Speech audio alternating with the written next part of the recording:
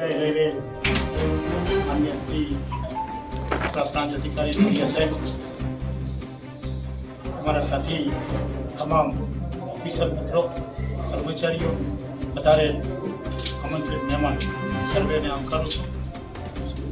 આમ તો અમારા મામદાર સાહેબે જેમ વાત કરી એમ અમે સાથે નહીં આવેલા છીએ. સાહેબ જોડે માત્ર 40-42 દિવસ કામ કરવાનો સમય મળ્યો છે.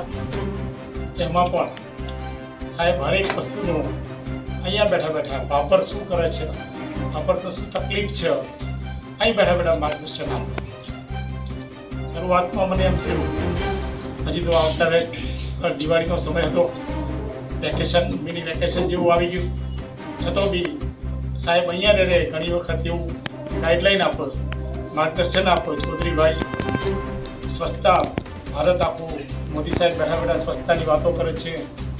આપણી કચેરીની આજુબાજુમાં તમે જરાક જુઓ સાહેબ. આ તબક્કે હું આપને કહું છું કે 45 દિવસમાં આપની સૂચના મુજબ મારી કચેરીની મારા સાથી ઓફિસરોની સહયોગથી લગભગ 70-75% કામગીરીને પૂરી કરી દીધી છે.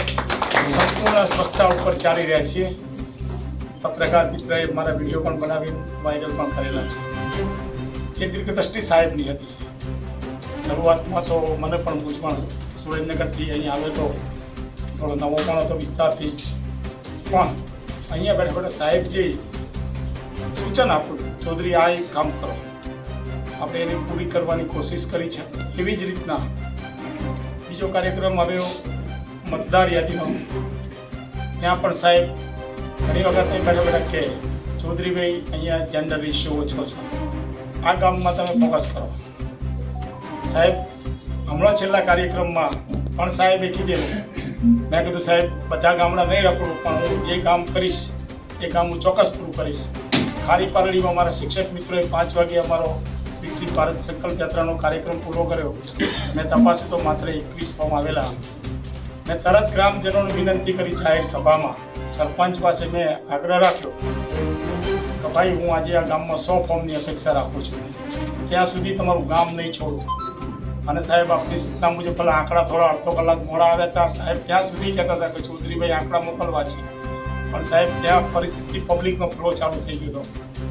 7-7:30 વાગ્યા સુધી મેં એ ગામમાં 75 ફોર્મ સ્વીકારી અને સાહેબે જે આપણને ગાઈડલાઈન આપી એ મુજબ મેં કાર્ય પૂરું કર્યું. આપણે એ તબક્કે એ પણ કહું કે બાપા આખું બનાસકાંઠા જિલ્લામાં 7 વાવ ફોર્મ સ્વીકારવામાં પહેલા નંબરે. એ પણ સાહેબની ગાઈડલાઈન. આપણે તો માત્ર સાહેબની અહીં બેઠા બેઠા જે કંઈ સૂચનાઓ અહીંથી આપણને એમની જે માર્ગદર્શન મળતું હતું એ તબક્કે આપણે એમનો જે અનુભવ હતો અને આપણને જે સૂચન કરતા હતા એ મુજબ આપણે કામ પૂરું કર્યું છે. સાહેબ જોડે આપણને કામ કરવાનો સમય બહુ ટૂંકો મળ્યો છે અને નવા હોવા છતાં પણ ખૂબ સારો સહકાર આપ્યો છે. સાહેબની જ્યાં પણ પોસ્ટિંગ થાય ખૂબ જ સારું આવું નવું કામ કરે, આવો નવો સાથી કર્મચારીઓ અધિકારીઓ આવો સહકાર પ્રાપ્ત કરે. સાહેબને સુંદર મજાનું દીર્ઘાયુષ્ય પ્રાપ્ત થાય, સારી તંદુરસ્તી એવી પ્રાર્થના સાથે વીરનો આભાર. ભારત માતા કી જય.